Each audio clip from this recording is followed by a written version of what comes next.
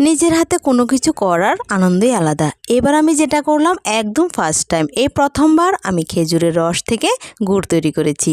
মানে আমি লালি তৈরি করেছি, যেটাকে নলেন গুড় বলা হয়, ঝোলা গুড়, সেটা তৈরি করেছি।